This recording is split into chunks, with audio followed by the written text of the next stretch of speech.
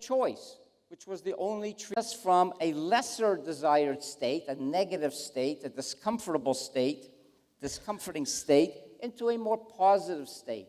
From the psychological perspective, which drives us to use these substances that have addictive properties, the key driving influence is to remove self-dysregulation, meaning factors that are emotionally discomforting, anxiety, depression, fears, insomnia, pain, as well as manage problems that present us in conflictual situations socially, like our impulsivity, our inattentiveness, our social anxieties and interpersonal conflicts and so on. So the key issue here is that poor psychological self-regulation is the driving primary influence. And later in this talk, we're going to mention how this operates throughout the lifespan from conception to death.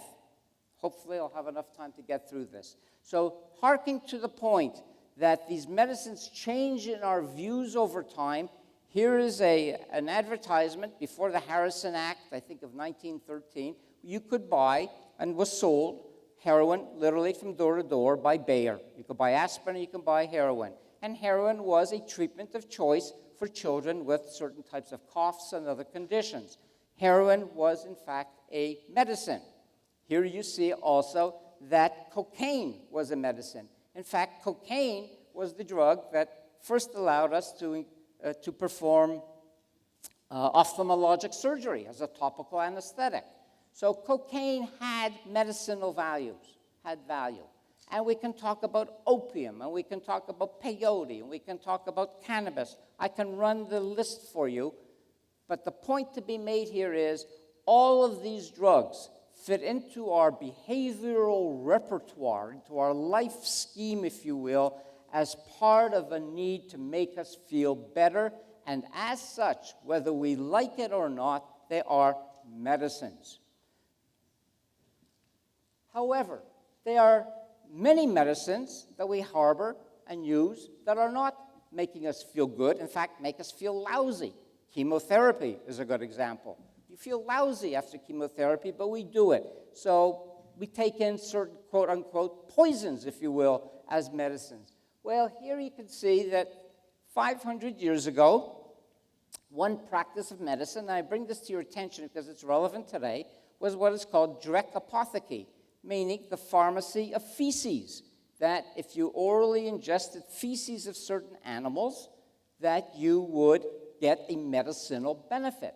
That harks to the point that I made a few minutes ago. Today, this is inconceivable. 500 years ago, this was the medicine of choice. And the person who was an expert, a person who was an expert in this medicinal practice, was the wife of Martin Luther, who, of course, founded the largest Protestant church today. Well, Martin Luther himself developed a kidney stone in 1537, went through several treatments, first receiving an enema, then receiving the Apotheca, the Apotheca, and the result was indigestion, vomiting, and insomnia. He subsequently passed 6 kidney stones and resumed a pattern of heavy and problematic drinking.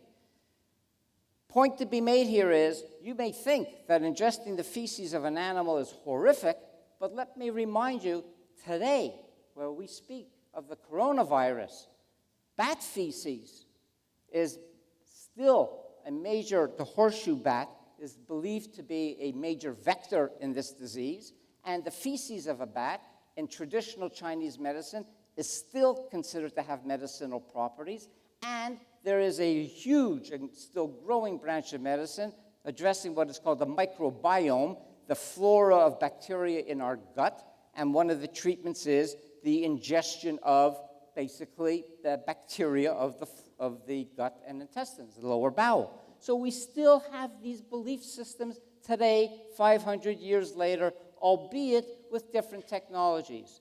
Again, we think we live in special times and special place, but there is continuity to our beliefs about these drugs that still retain their continuity up to this time. So we have medicines that make us feel good. Are they therapeutic? Do they address the underlying pathology? That's a whole different question. Let's talk about why they exist, the deep history. It began about 500 million years ago, at which point the bony fishes emerged. The cartilaginous fishes, like sharks, came a little later. But about 500 million years ago, the bony fishes evolved, and they have a brain that is essentially the same as the human brain. All of the pieces that we have, they have. And the most important piece is they have a mechanism of the reinforcement system that allows the brain of the fish to experience pleasure and to avoid pain. Another part, which we have been recently showing, is that the social aspects of the fish brain is similar to the social regions of the human brain. So whereas you may think of the fish of a school of herrings swimming randomly, they are in fact socializing as a group, and their brain is essentially performing in the same way that our brain performs in a social group. So the human, 500 years later, is not much different. Well, it's quite different, but the template, the blueprint, is the same in the fish brain. That's the origin. We developed the substrate, the tools, if you will, that allowed addiction to occur. The second big piece is the right kind of plants had to evolve. And that began about 125 million years ago with the so-called angiosperms. These are plants that produce seeds that have a shell around them, as opposed to the gymnosperms, the seeds that have little fluff like spruces and evergreens. These are all seeded plants, and they comprise about 95% of all of the terrestrial vegetation.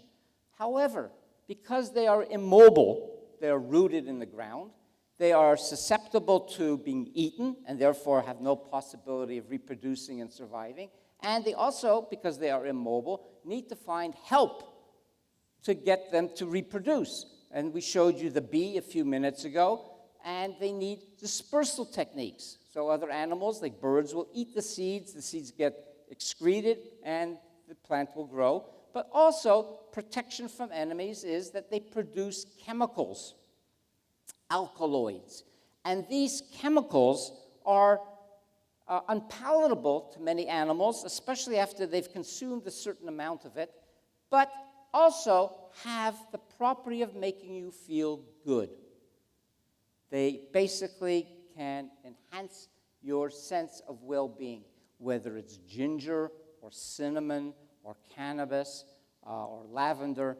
These are things that we consume every single day. It's part of our teas, part of our diet, part of our regular routines. So the point here that I am trying to make here is that these plants are part of our environment, and we have a long-term relationship with them, which, beginning with us settling down into farming in villages about 10,000 years ago, gave us very close access to a whole spectrum. So wherever we went and colonized this planet, we found these plants that made us feel good. Okay? That is the first requirement for allowing addiction to occur. We created an environment where we got control over the plants.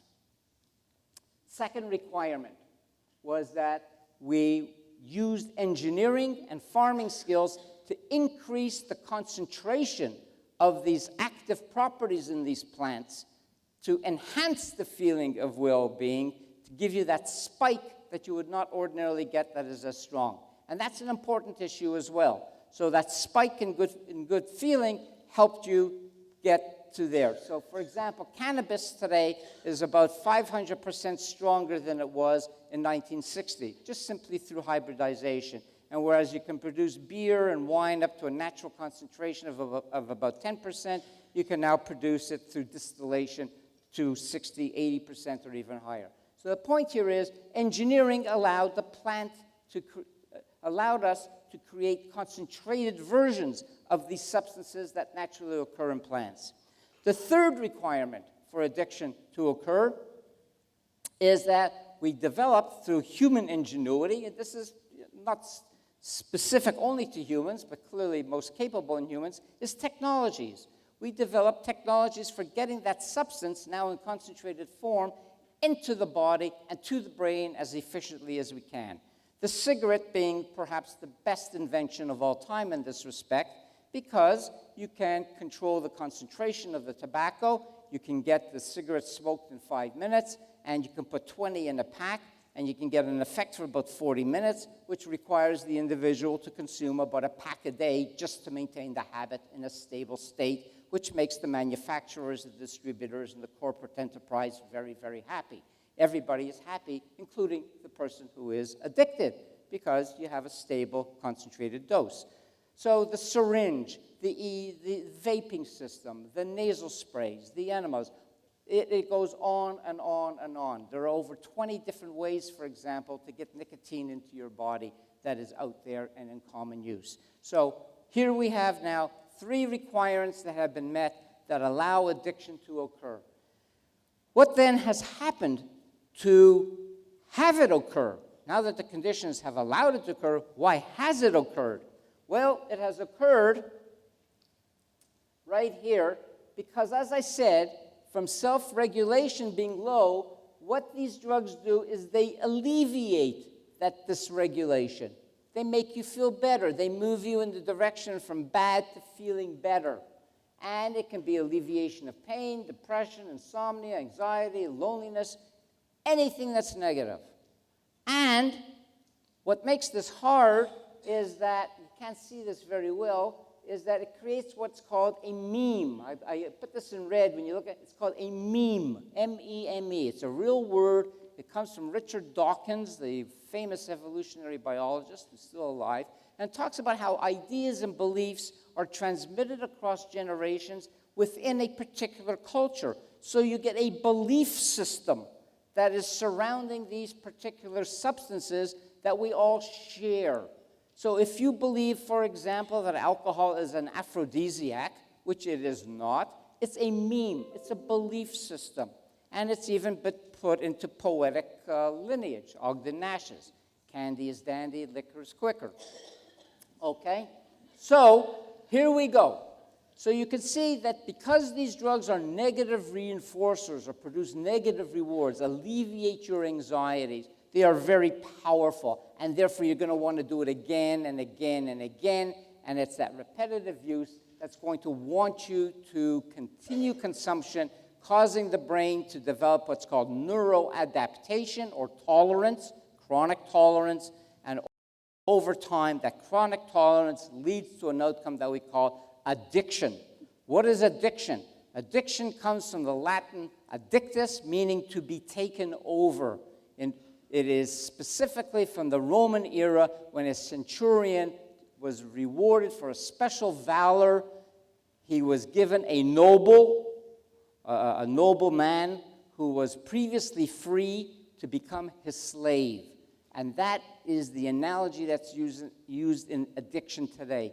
That is, a once free person who was using the substance voluntarily is now a slave to the substance. And the meme then is critical to guiding our cultural belief systems about what these substances mean to us. So in addition to, and arguably even more important than the pharmacology, is our belief system within our head.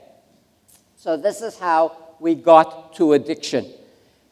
Why do we have addiction maintained as a problem in a society? Well, if you accept the Bible as the Word of God, I'm going to put out 2 verses for you. One from Timothy, who talks about alcohol as medicine. And here's one from Peter, who talks about alcohol as debauchery. And why is this important? It's important because even today, we have ambivalence and controversy. We don't have settled views, and we certainly do not communicate and transmit those settled views to our children. And we don't educate ourselves as a society about the special class of chemicals that have this potential for producing these outcomes. So I like to think about addiction as an adverse drug event. I know we think of it as disease, but it's also an adverse drug event. Some people, when they're prescribed legitimately a medicine, have an adverse reaction to it. We've all heard about that. It's not about the prescriber, nothing about the physician. It's not about the medicine. The medicine's approved. It's something about the interaction between the person and the medicine, the susceptibility or their vulnerability. And that's what is important here. It is the fact that some people have a susceptibility to the substance. And that key susceptibility, as I've mentioned a couple of times already, and will continue to do so, is this poor acquisition and maintenance of psychological self-regulation in the context in which they're operating and have to live. All right. So, let's move on. Okay. Well, what happened here? Okay.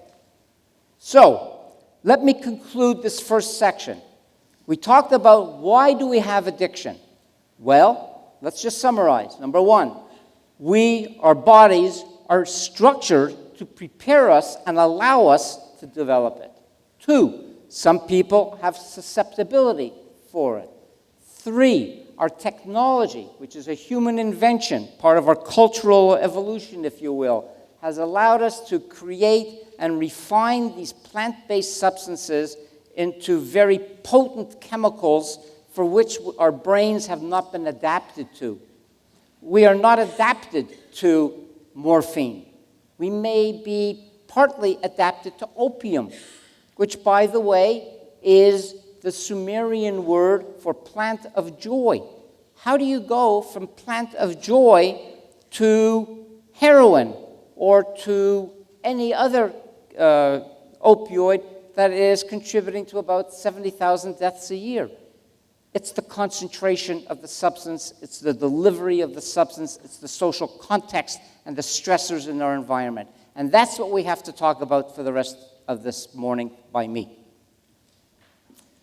In all of this is the story, and I'm going to end up my talk with this, of the Trojan War, that great war between Greece and Troy.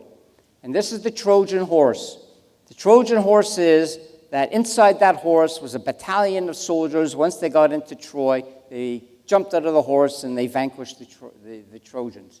And they basically won through deception. Well, this is what these substances are all about.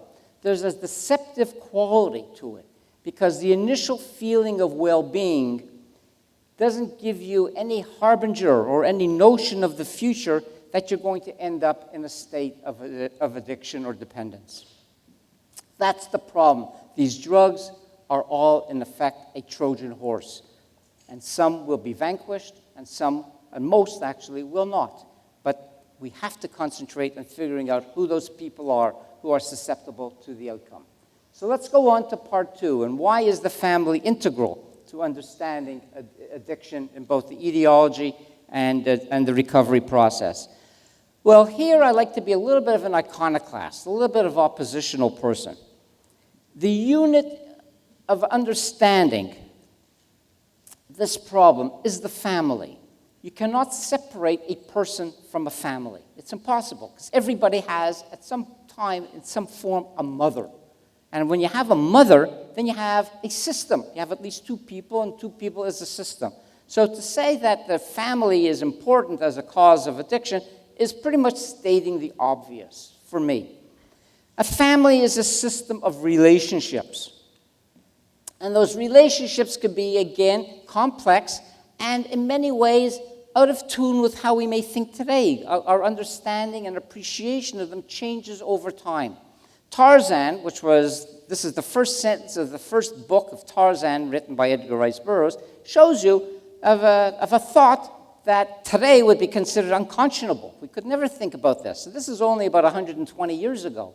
So you're looking at how we think so differently about what is possible, what is reasonable to communicate, the fact that you can have a parent who is a non-human being and make a series of stories and some of the most popular movies ever made and so on. So the point I want to make here is that when we think about the family, we're talking about systems that are extremely in flux. There's no such thing as, quote, unquote, a typical family. It doesn't exist. And it's also a little uninformative to say, well, the family is responsible, or the family is this, or the family is that. It's too vague. let's hone in on it. Let's drill down and say what's really going on, because you can't separate the person from the family. What's going on then in the family? So from the standpoint of research, which is my mandate here to talk today, we have to begin with what exists before the family. And before the family is what is called assortment. People do not mate randomly. There are some reasons why two people will choose, if there's choice involved in the situation, to engage in a reproductive activity. Often we assort based upon our similarities, say based on religion, based upon shared interests. We're both philosophy majors. Based upon our social class, based upon our personality structures. We're both introverts, or we're both partiers. People assort. We don't mate randomly. And the parents of that future child, because the child hasn't been conceived yet, have similarities, and in those similarities, there is some coding of them. They're coded. And the way it's partly coded is through their genetic makeup. So when two people having shared genetic makeup mate, then their children are going to have a higher likelihood of having a similar type of genetic makeup. That's the transmissibility effect. Two tall parents are more likely, but not always, to have a taller child. It's as simple as that. Assortment becomes important. So when we think in terms of intervention, we have to understand what are the characteristics of the parents that may be impacting upon each other, that in turn impacts on their child. So there's two frameworks. One is useful, and I'll talk about that after this, and the one is not useful, and I'm going to talk about it now. I feel I have to tell you, even though that it's not useful, tell you about it, is because this is the dominant way in which research is being conducted today. We're all concerned about genetics. Genetics is this. This is everything you need to know about genetics, whether it's addiction, diabetes, heart disease, cancer. This is all you need to know. Also, whatever planet you live on, whether it's Earth or Zork, pick your planet, there's only 4 things that are operating, okay? You have to have a way of transmitting those propensities across generations, and that's in your genetic code. And you have what is called a common environment. In the family, for example, which is the unit, you all have the same kitchen. You all have the same television. You all have the same backyard. You have a common environment. But also, very, very important, is you have in each member of the family a unique environment. Each member, each parent or the parent, and each child is going to have different friends, different teachers, different hobbies, watch different TV shows, expose themselves to different games, and that's the unique environment. Well, the common environment and the genetics, the unique environment and the genetics combine to form what we call the liability or the risk or the vulnerability phenotype, your characteristics. And these are some of the characteristics that are associated with the risk, heightened risk for addiction. These are the things that are important. Well, it sort of turns out that this is something you can figure out is important in addiction. You know, a kid has certain friends that one sibling has and the other doesn't. That could be a unique environmental influence on risk. This you can't do anything about. We just can't do anything about genetics, fortunately. We don't want to tinker with that. And the common environment is shared within the family, and this is what most of family therapy is about, sharing the issues around the common environment. But it's not terribly useful, this model, from a practical perspective. What's more important is what's called the transmissibility model, where we take genetics out of our thinking altogether. Because genetics, as I said, is not important from the standpoint of a clinician, because we can never measure the genetic risk. There's no way to know it in any individual. You can only know it in a population. And when we have used molecular genetic techniques, which we do, it explains only a very, very small percent, like 2% of the risk. So molecular genetic techniques or population and behavior genetic techniques just do not tell us very much and tell us nothing about the individual. Put a person in front of me who has a family of, say, 8 alcoholics in the family, and you say, Joe, you have a high genetic risk for addiction? And the answer is no, you don't know. Maybe, but you don't know. And I'll tell you why in a minute. So the other model is transmissibility. Parent 1 and parent 2, child 1 and child 2, and they each interact with each other. It's called vertical transmission. And the siblings interact with each other. It's horizontal transmission. And then you have transmissibility that exists outside the family. So this is a family unit. And it says, I have no interest in knowing what the genetic makeup is. All I'm interested in is what is the relationships that are going on within the family that is potentially transmissible. Okay? This is a useful way of thinking about this that gets into the practical arena. And here you can see a father talking to his kid, basically saying, when I was your age, I used to have to walk 6 miles to get my pot. Well, I put this little humorous cartoon out to show you, is this kid smoking pot because he's at genetic high risk because his father smoked pot? And the answer is no. Or maybe. Or maybe it's yes. The answer is we don't know. I speak English. Both of my parents spoke English. Is it genetic? Of course not. So you don't know from family history if it's genetic. And it's an interesting phenomenon, if you think about it, that most of the things that we want to attribute to genetics are the bad things. We tend to attribute the good things to hard work and the industry of the individual. Bad things say, oh, it's, you know, a person's got this because it's genetic. So just because a parent has something tells you nothing about the individual. Now, as a population, you can make an inference, all right? So if you have a child sitting in front of you and you have a family history of substance use disorder or addiction, you know that about 50% of children who have a parent with a parent with addiction will develop an addiction. That's the population. But you don't know about this individual. Same thing actually goes in medicine. Try talking to a doctor. Doctor gives you a statin for high cholesterol, says, well, you know, most people with high cholesterol who have elevated cholesterol are high risk for a number of medical outcomes. So I'm going to give you a statin. But if you ask the physician, how do you know I'm that person that's in that high-risk group? Maybe I'm that person who has a high level of high cholesterol level, but doesn't get the disorder. So you can't immediately jump from population to the individual. You have to burrow down. You have to drill down to get to what is going on in that person. And tonight, if those of you are interested, you'll come and Steve and I will talk to you about how you can actually do that. Because the family is the unit, and the person cannot be divorced from the family, a researcher then says, how does that family operate and what does that family need? I don't have a lot of time to go into this, but every modern society needs to have accessible 5 main sets of resources, okay? You have to have housing, transportation, healthcare, food security, and education. That's a modern society. Anywhere where there are deficiencies, you're not going to do well. You're going to increase the liability.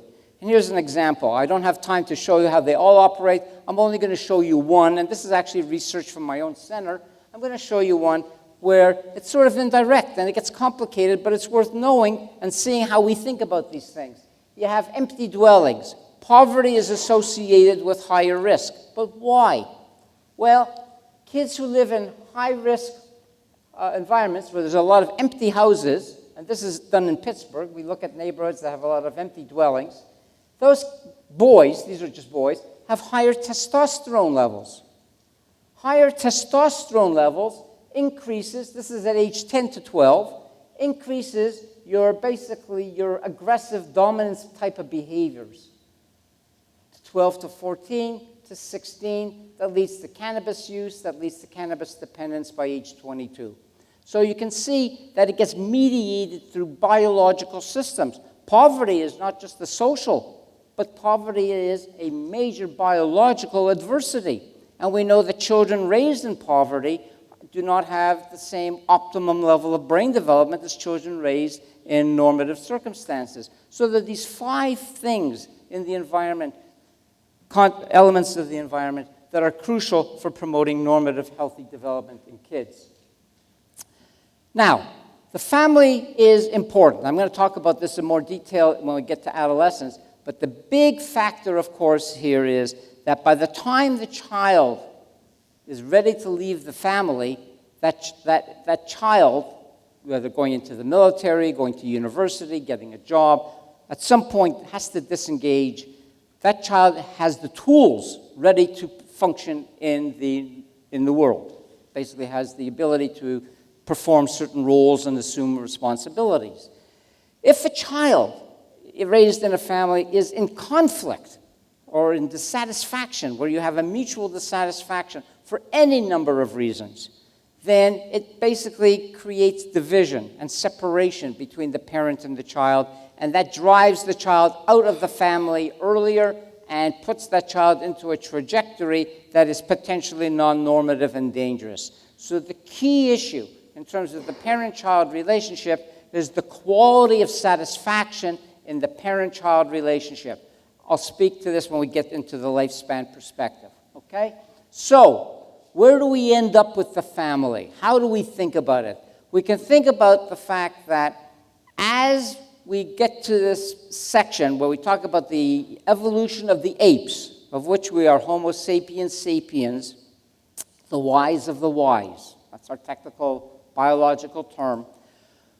We require a long period of postnatal, after-birth development, and that developmental period is occupied by the mentoring role of the parents, of adults, also other adults in the community, and siblings. And that basically surrounds that child, as you see here, with the resources to essentially grow tall and straight and sturdy. That's the model. That's what a family has to do. That's all we really need to know about what the family does. The family is the mentoring environment to prepare the child for adult life. And it's protracted in humans because, as you'll see later on, it doesn't end until about the 3rd decade of life. If we do not do that, this is what we get. You get growth. You get a deviation in the trajectory, and you get what we unfortunately all have to do. All of us who are doing work in the practical setting. We end up spending enormous resources for dealing with trajectories that veer off the normative, into the unhealthy, into the antisocial, into the failures. This is the problem. So the challenge, and what's so critical about the family is, we've got to basically say, we begin, if we can, before conception, and we surround that child with all of the tools, all of the resources, all of the assets at our disposal to allow it to grow in a healthy way. All right, let's go on to section 3, because addiction, as you know, can occur at any time from fetal development to any point in life thereafter. We all know about the neonatal abstinence syndrome, where children, the fetus of an opioid-addicted pregnant woman is born addicted. So you can develop addiction pretty much at any time from fetal development on. And here we may think about something, about what we aspire for, but it's important that we be realistic. And many of the messages that we give kids and that we talk about ourselves should be realistic. Our goals should be grounded in opportunities that could be achieved and not some idealized abstraction.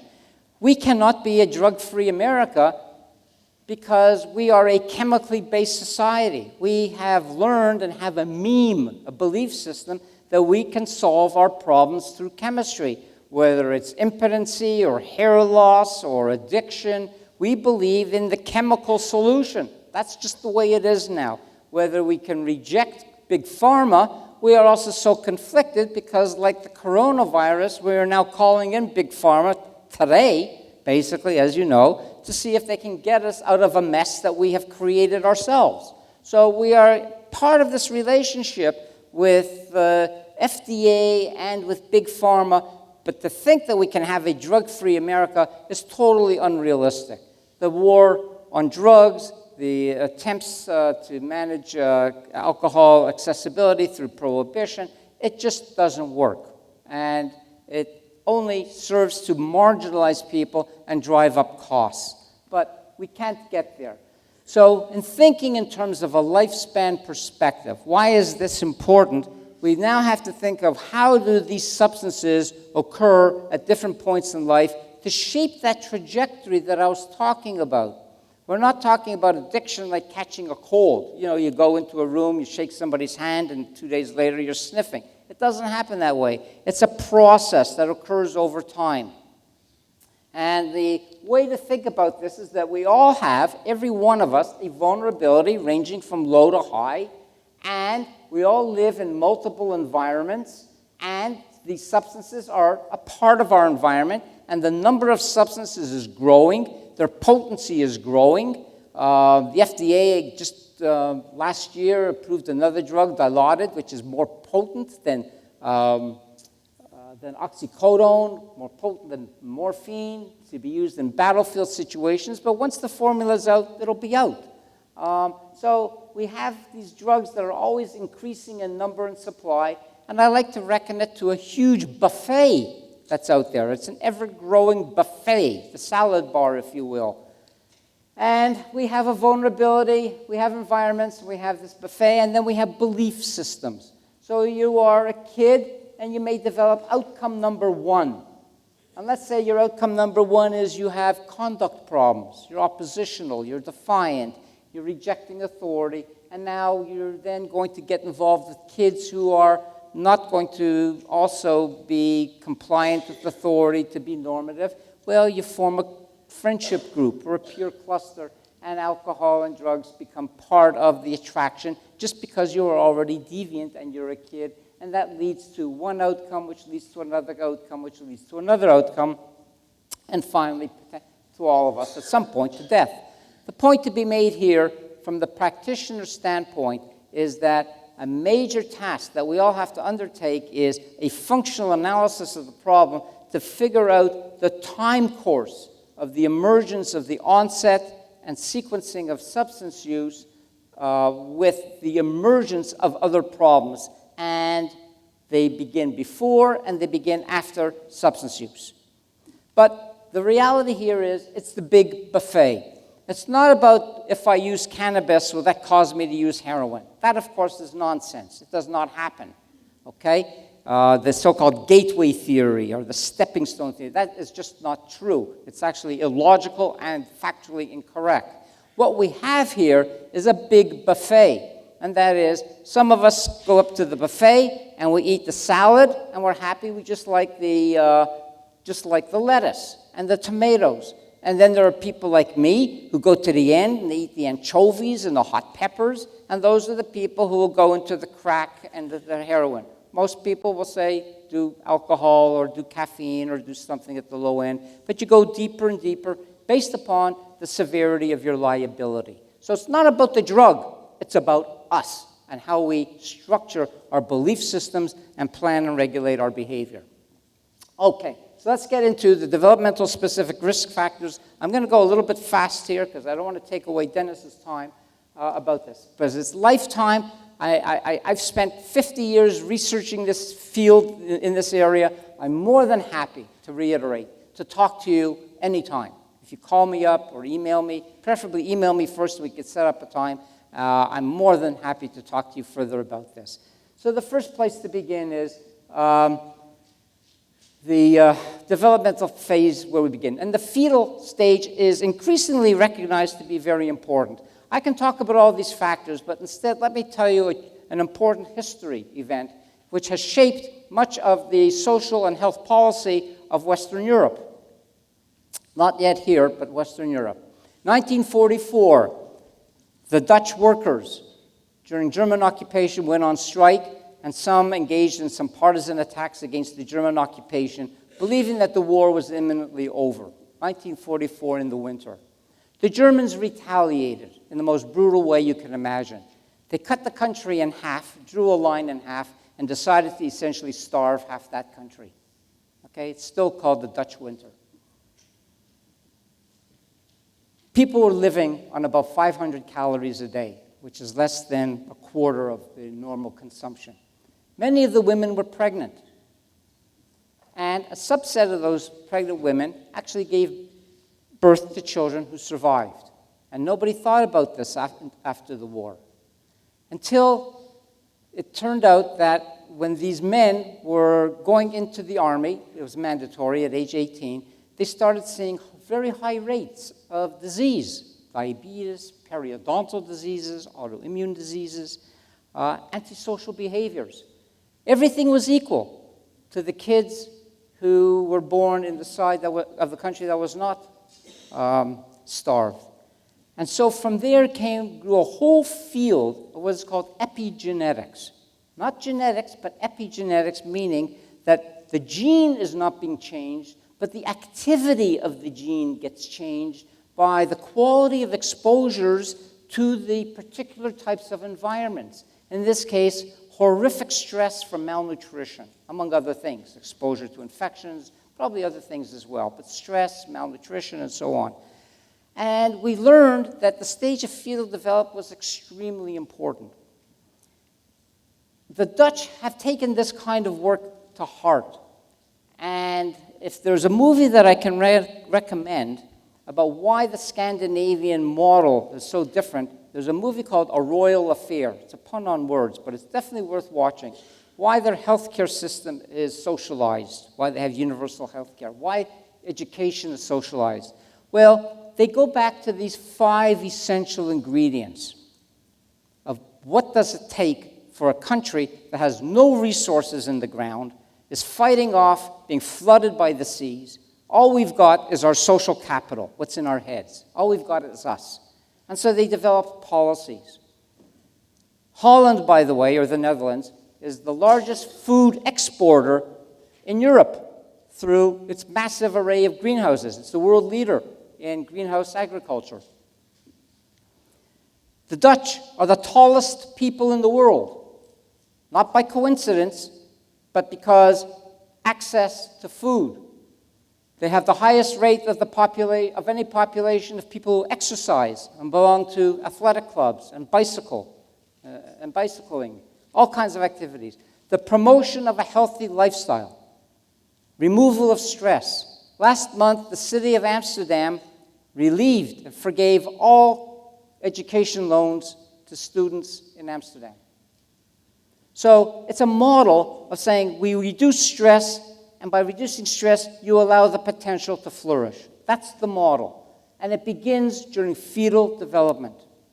And unfortunately, we don't pay enough attention to that, partly because, and manifest by, we don't allocate the kind of resources that are necessary to get that tree in the ground, rooted, so that it could grow straight.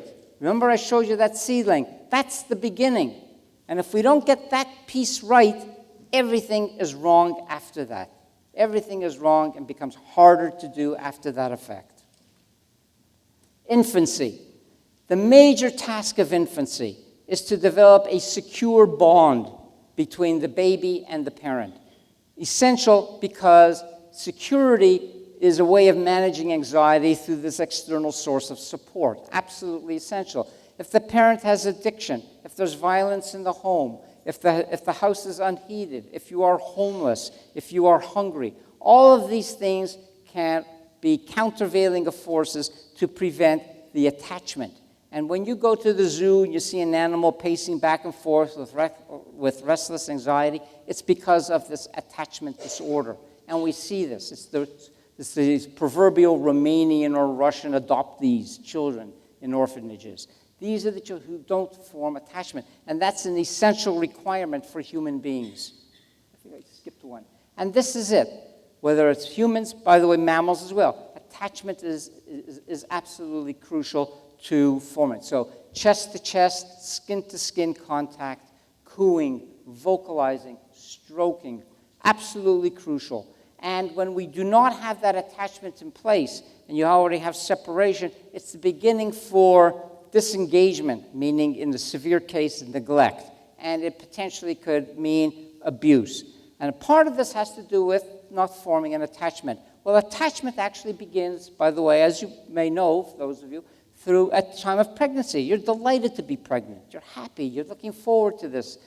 It becomes a part of a life growth experience. So you can begin to measure the quality of the relationship between the parent and the baby.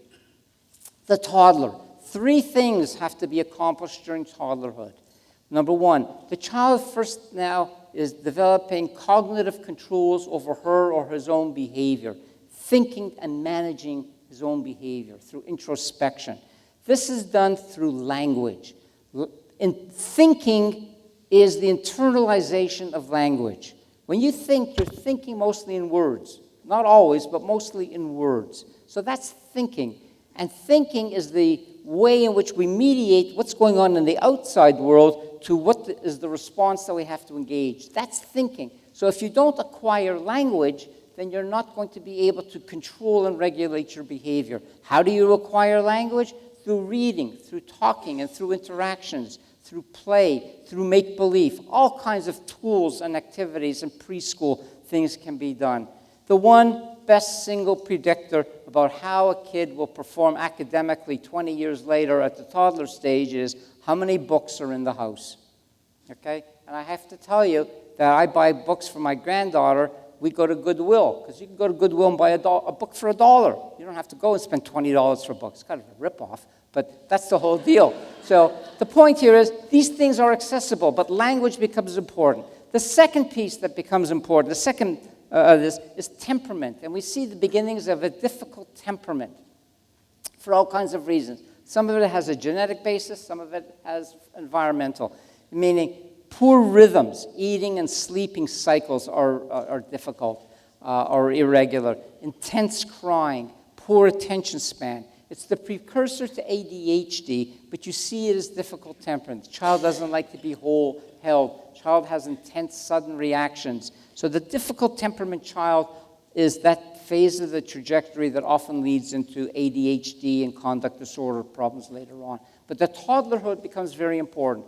We have published a paper showing that in 2-year-old kids, we could predict who will develop an addiction or manifest an addiction at age 22 with about 80% accuracy. Okay? So you can do these things. With language, you can begin to communicate and put yourself in the hypothetical position of the other. And once you begin to develop empathy, you are in a position to be able to understand yourself. If you are cruel to an animal, you're not going to manage yourself well either. Pain just becomes part of life. So the acquisition of empathy is, in many respects, what makes us human. The ability to identify and understand the suffering of others, human and non-human, and act accordingly. And with that, of course, during the toddler age, is the ability then to begin to develop the health promotion behaviors to develop self-worth, like brushing your teeth, making your bed, and so on and so on. So wearing a helmet. So health protection, health promotion behaviors are important. So we go into middle childhood, ADHD, conduct problems, oppositional problems. The more severe they are at this stage, the more severe the drug addiction will be later on. In other words, severe externalizing behaviors are going to lead to, say, crack or heroin. Less severe are going to lead to, say, cannabis, alcohol, nicotine. Okay? So the externalizing behaviors. What becomes important is that by middle childhood, kids who are behaving disruptively and oppositionally, they form relationships and friendships with other kids like that, and that cluster then is mutually rewarding through the contagion effects that they have on each other. And that then shapes the trajectory, not just into using drugs, but because they're forming a clique of under-socialized or non-normatively socialized kids, you have a problem of kids progressing towards non-normative socialization, which by adolescence, well, I'll get to that in a second, becomes problematic. So here you have, I'm not going to spend time on this, but here you have the top 10 ranked according to their importance using this technique called machine learning that identifies the most important or robust predictors of addiction.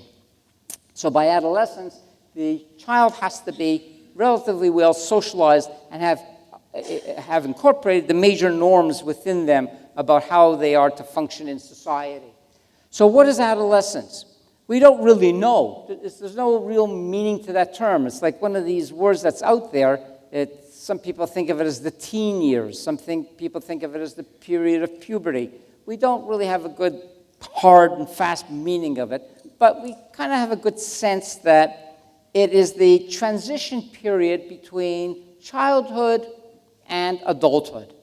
And every single animal, whether you're a bug or a human, you have that. Nobody is born as an adult. No animal, nothing is born into adulthood. We all go through periods. So the period of transition is what we call adolescence. And humans have a particularly long period of transition. And that puts us at risk.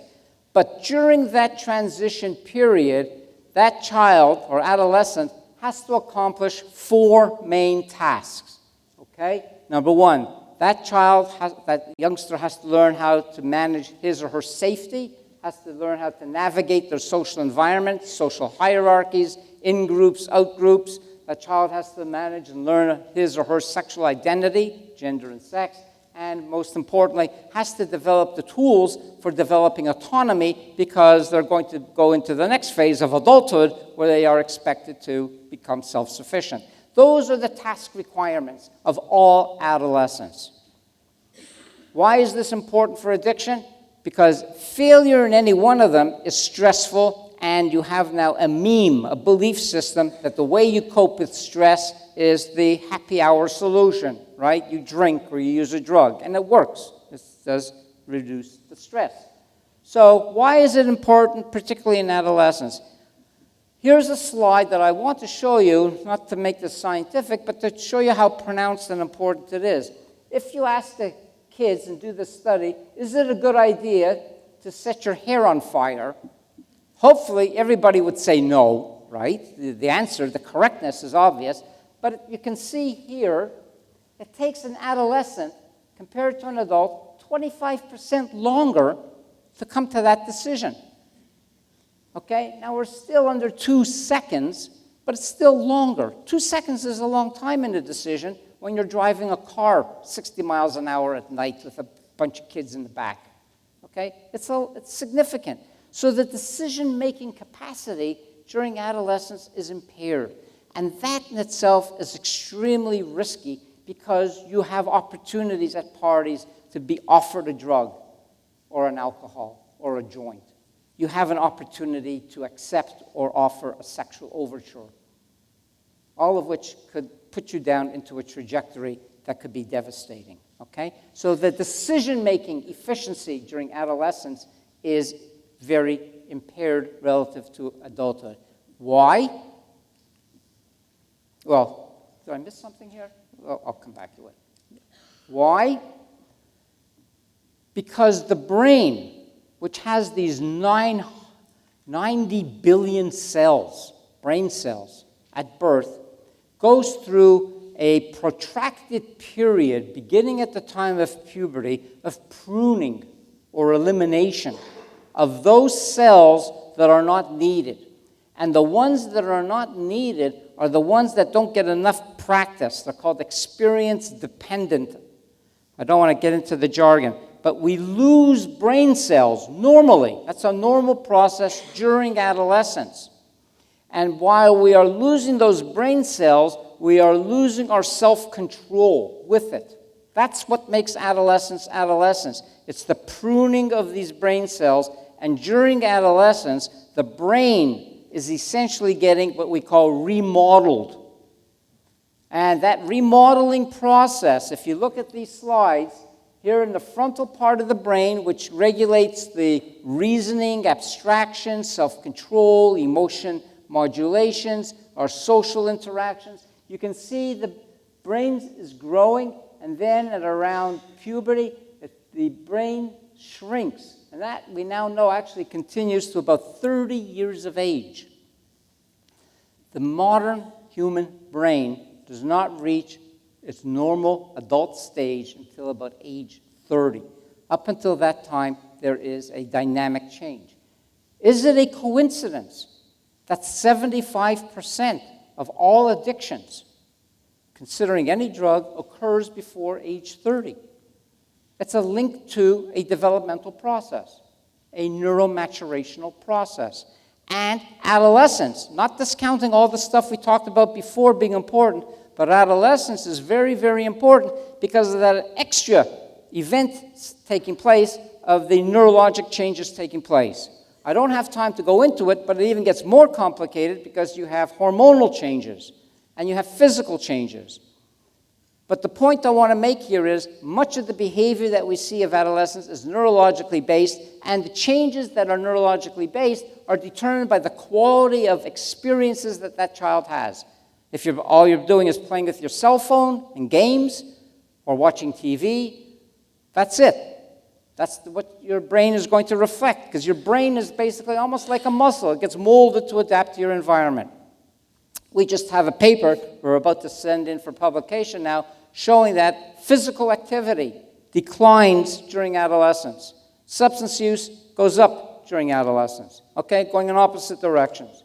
The rate of decline in your physical activities, riding a bike, engaging in sports, the rate of your decline determines your rate of increase in substance use.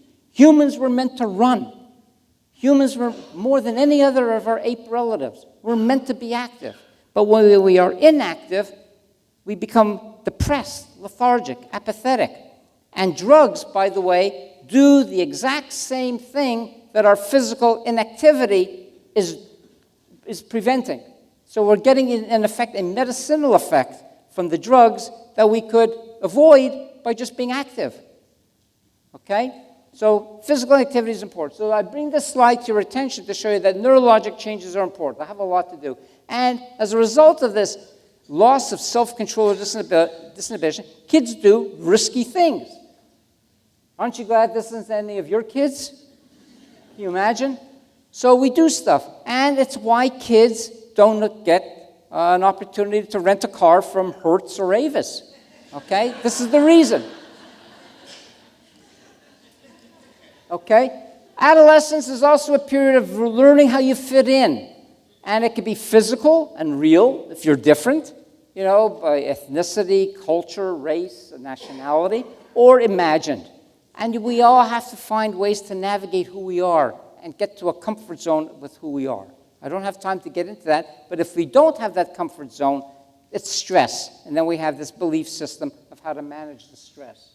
And we all have to deal with the social environment during adolescence, and I don't have time to go into it, but here they are, basic skills. Every adolescent has to learn how to be cooperative, assertive, to not be exploited, to know when to say no, say offering a drug. You have to know more than just say no, but you've got to know when to say no. You've got to know how to give a compliment, and you've got to be able to accept accountability. This is part of being adulthood, and we learn these things beginning in childhood through adolescence where they should be accomplished. But the most important things here are contagion and selection, because peers now become extremely important.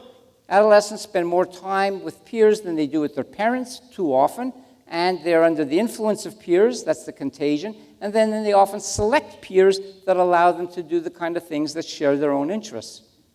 And it can be high risk. So adolescence is important. But the key issue being that to prevent the trajectory from moving into addiction, you want to create a good person-environment fit, and with life events, not intruding in such a fashion that prevents that, with the kind of high-risk, unsupervised parties, and having, of course, a good sense of identity with who you are in terms of your gender. And that's one of the nice things that's happened in our society as we have expanded our tolerance. Perhaps not fast enough. As we've expanded our tolerance, we are now accepting individual differences without pathologizing it and moralizing it. And that should allow us to become more embracing as human beings. I want to make one more point about adolescence. Because there's so much dynamic change taking place during this growth period, they often occur out of sync. The physical, we talk about this, we've seen it, growth spurts, the neurological, which I've just talked about, The psychological, some kids develop faster than others and so on. There's two that are very, very important. Your sexual maturation, especially your expressed way of showing it, and your neurological development. So if you are, say, female, and this has been reported by us and other people, it's well documented, and you have to think about this as a practitioner with kids. If you're female and you're 10 or 11 years old, but you have the sexual appearance of 14, 15, or 16, you've started early timing of pubertal development, and you're showing early maturation. That young girl still has the brain of a 10 or an 11-year-old person, but now has the body of a 16-year-old person. That child is at very high risk for being hit on by 16, 17, 18, or 19-year-old boys. She's subject and at risk for predation, basically. And we know that early sexually maturing girls, been at least 3 major longitudinal studies now have shown this, are at high risk for school dropout, unplanned pregnancy, addiction, criminality, and so on. So you can't do too much about it to prevent it, but what you can do is create the resources. Remember that tree, resources around it to try to manage and buffer its development so that it'll grow in a normative way. I'm going to try to go real quick. So unlike the penguin, which the parents bring back the fish and you eat the fish over and over and over, and that's it. And at some point you're an adult and you jump into the ocean and you're an adult penguin. Humans need protracted mentoring. That's what the family is about, mentoring, helping them get to this point. Before you jump into the adult world, you're prepared. 30% of these birds, won't make it past the first 3 minutes. You know, the seals and sharks and other predators are waiting for them at this point. Humans also have a very high rate of predation, but the mentoring is what is critical, and that's where we fit in, okay? After 30 years of age, we've talked about the acquisition of psychological self-regulation as being absolutely critical. After 30 years of age, the brain is development. It's the loss of self-regulation. Dysregulation, usually caused by stressors. Here are a few of them. It could be anything: jobs, loneliness, depression, psychiatric illness, and so on. All right, so let's speed ahead. So addiction and co-occurring psychiatric disorders is always up there. It's always an issue. The problem that you have here is if you look at it superficially, it's like everything is connected to everything. Everything is possible. It's hopeless when you think of it this way. So you can't think of the specific condition per se. You've got to think of what are its origins and what is its meaning to the individual. So you have either a common root, kids who are dysregulated from the get-go, difficult temperament, ADHD, and they develop basically both ADHD, antisociality, and addiction. Or you can think of it as they develop a disorder, one psychiatric disorder, and then they use addiction or drugs to offset it as a medicinal attempt. Or the other, or they develop addiction and then psychiatric illnesses follow. That is what we call a functional analysis. It's a timeline analysis. Something, again, we'll talk a little bit about tonight if we want to follow through with it.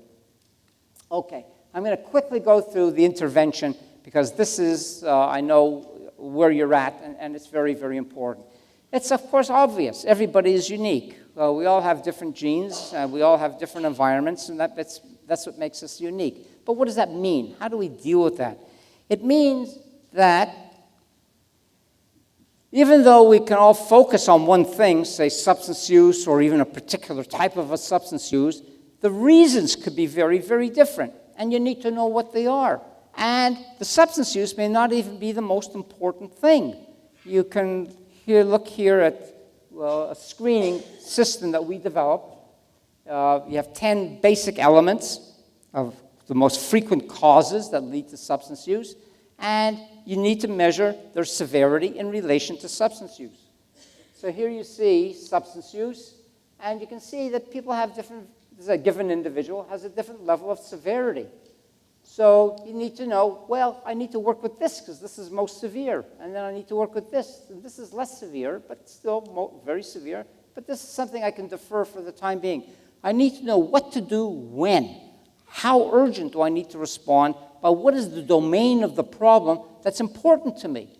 So from the standpoint of etiology, we can look at family, we can look at work, we can look at behavior, we can look at school, we can look at recreation, we can look at social relationships, we can look at social skills. We can look at all these things, but we need to find a way to rank them and put them in some form of ordered system for you, the clinician, to be able to make judgments and say, hey, this is what you're telling me. Now, you tell this to the client, this is what you're telling me, because this is what your responses are showing, plus some red flag items that I'm concerned about. Let's talk about this, and now let's you and I agree upon how we can begin to initiate an intervention plan. That's the consensus. You've told me this, I'm telling you, this is what you're telling me, so there's no deception, no denial, none of that. All that's off the table at this point. Now, do you want to do something about it? And if the answer is yes, so let's begin. And you begin, whoops, let's go back. And you begin by an intervention. And you have to see, how is this person during the course of your intervention responding? On what areas are they responding to? You got to get from the global, diffuse, general down to the specific. Where are they actually improving? And how is it related to their substance use? So if you look here at substance use, this client's showing no change. Look at that, time 1 and time 2, no change during treatment. Big change, but no change in substance use. That's informative to you. You need to know what's going on. If you don't know what's going on, you can't fix, and you can't get a consensus with the client and the client's family to do anything about it. And most importantly, you need to do it over time through aftercare, through the person giving you information that you can see what's going on so that whatever gains have been made are gains that are sustained. Because we're looking at chronic disorder. As I said, the neuroadaptation, the brain has been changed by the nature of the addiction process. The person has changed. Like diabetes, it's a chronic condition. It's now lifelong. And as part of the recovery process, you need to know that. But as long as you have this long-term engagement, and it doesn't have to be meetings, it can be, this is all internet-based, it doesn't have to be meetings. What you have here is, if there is a relapse, you immediately have a relationship to get back into action right away. You don't have to say, oh, I give up or I quit. You've already bypassed pre-contemplation, contemplation, preparation. You're already primed and ready for action. So yeah, relapse is part of it. And relapse is not something to be abhorred or feared. It's what it is. It's tough, but it's what it is, and you can deal with it. But once you see it, you can get back into action quickly enough. And that's what makes us work. So let me talk to you, if I can, in 5 minutes, about some loose ends, which I couldn't quite figure out how to put in here. And this is sort of stuff that we need to think about. All right, some loose ends. Number 1, can we solve this problem of addiction with laws? For example, people who have an addiction problem and we deny them Section 8 housing, or we deny them access to getting federal loans. Is that helpful? Is it helpful to put people in prison, privatize our prison, pay an extraordinary amount of money to keep them there, and think that we are solving a problem that way? How do we solve this problem? We should know by now, and there's a whole narrative that's different from this discussion that tells us it simply does not work very well, because it ultimately ends up being punitive, and punitive may suppress a behavior. You know, if your dog does something and you beat the dog will be fearful. It won't do anything. It'll live a fearful life. That's not a human life. It's not a dog's life. That's not how we should behave. Our goal is to potentiate, to maximize what we are as human beings, to live in a civil and social society. So our challenge here is laws really essentially attempt to regulate the do's and don'ts of behavior, but if we can do it by incorporating values, and we do it by norms. What are the norms that we put value on? Do we put a value on our health? Do we put a value on being in self-control? Do we put a value on these things of which drugs, including alcohol, basically interfere with? Do we put a value on not taking substances into our body at quantities that destroy our health and hurt other people around us and diminish our productivity? It's shaping our values through the influence of shifting our norms. This is hard, but this is what community leadership really has an opportunity to excel at. How do we do this? And we do this by creating opportunities, areas for kids and adults to participate in normative contexts where the good behaviors are rewarded and cheered in, whether it's in a community recreation center, whether it's in a micro park where there's a basketball hoop on a vacant lot, whether it's in a school, after-school program, whether it's a camp, whether it's in class, whether it's joint activities, whether it's philanthropy. It's all these things that brings us together in positive ways, okay?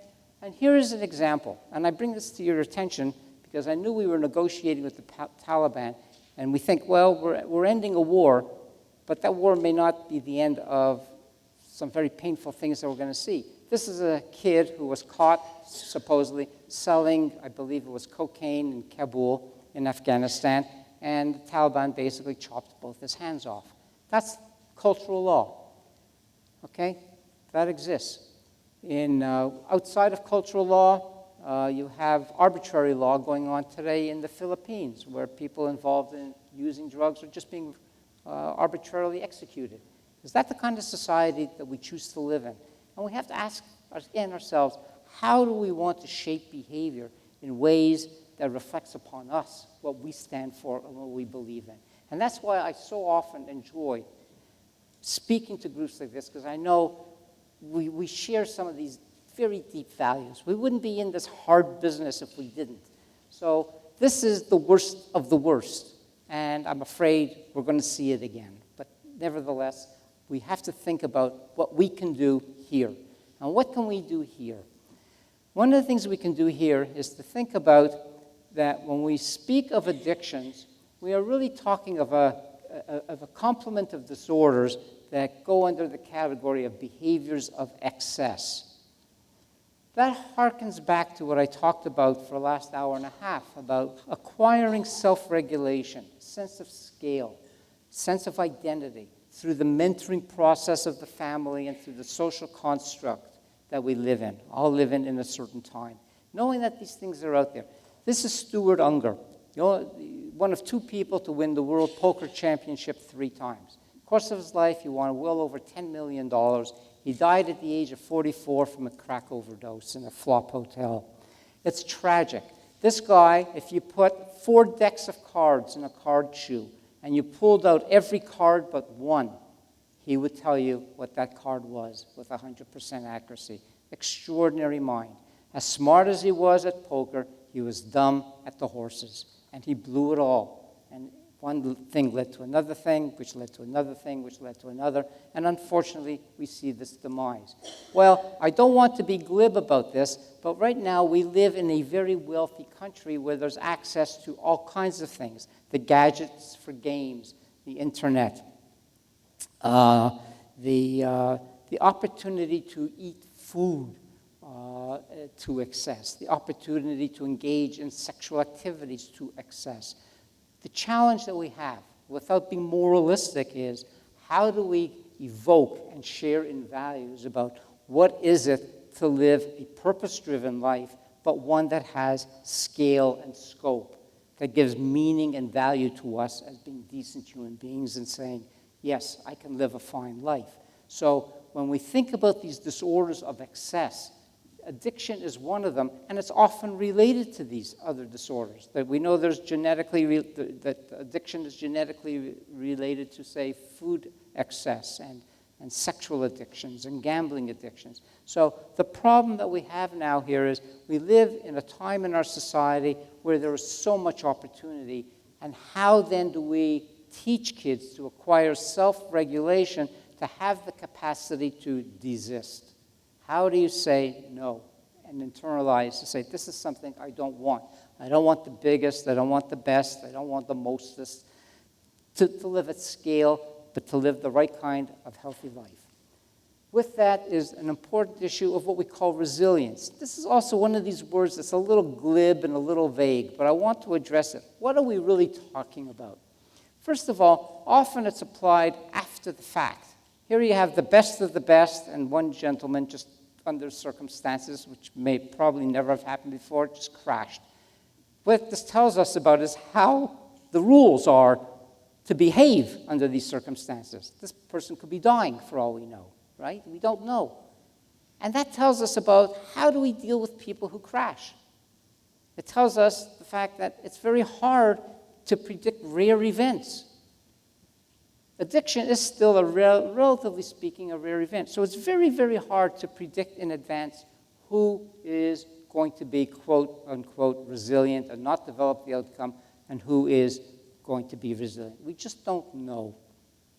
But again, what's important is we keep within us our values, some sense of values that at least in monitoring the time, at the time, we know who we are.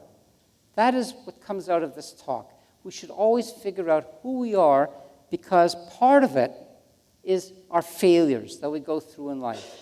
Our failures in our personal relationships, in our business dealings, in our financial dealings, in our career aspirations.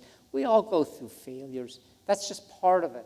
And here is this lovely quote from Michael Jordan, and it basically ends this, and that is why I succeed, because he has failed at so many times when he was placed in the critical position and accepts the fact that he failed it, but even though it's a commercial, it evokes an important point, that it is through the failures that he learns and evokes a communication message about what he is. And perhaps there's even a stronger message from Mike Tyson. Here's a guy who bit somebody's ear off during a fight, a man who served time in prison for a felony, a horrific felony, and had to deal with his addictions, okay?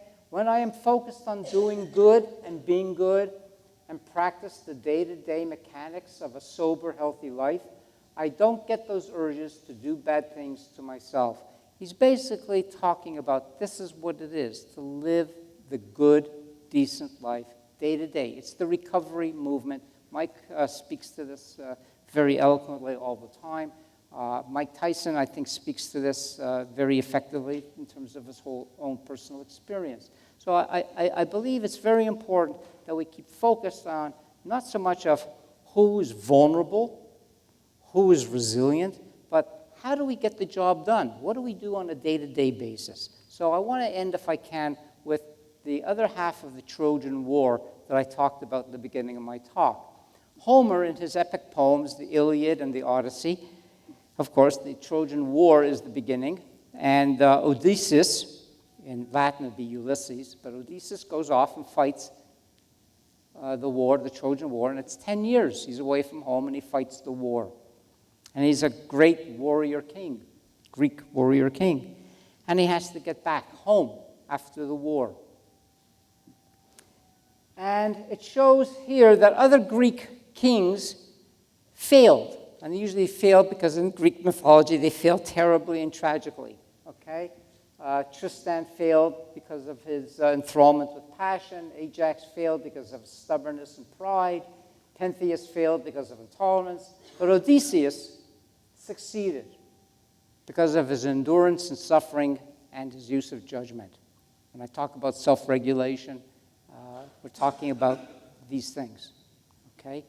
So why did Odysseus succeed? And I know this is a poem, and I know this is fiction, but it's a story that resonates even though it was written 2,800 years ago. Actually, 2,800 BC. So it's a deep story, but the truth, I think, is everlasting. So Odysseus tells us a story, and how did he do it? Well, he did it through hard work. This is the picture of Sisyphus. It's a picture of actually a model, and this is actually on a person's gravestone in Amsterdam, and whoever that person is, and I don't know who it is giving us a message about his or her life, telling us what life was like. And I wish I could tell you life is not like this, but I think this is what it is. It's basically pushing the boulder. This person has it lucky. The boulder's on flat terrain. Some of us have to push it uphill. but we're pushing boulders all the time, and we're trying to inch our way through and get to some progress. But what was Odysseus's way? How did he do it? He did it by a couple of things. Number one, he fastened himself to the mast of the ship. Now, why is he on a ship? He's fighting for 10 years, and he's desperate to do one thing. He wants to go home. His wife, Penelope, is at home. He wants to go home, and on that journey, which is taking 10 years to get there, 10 years to get home. We talk about addiction and recovery as a multi-decade phenomenon. Odysseus, by his choice, ties himself to the mast of the ship to prevent himself by submitting himself to basically seduction. Knowing, in this myth, he's in a terrible, horrific storm and surrounded by opportunities. And he gets home, and he manages to reassert himself as king. But the point to be made here is, if there is something that we all need to try to get us to a good outcome, it's that we need to fasten ourselves to something positive, and from there to work for it. Thank you very much.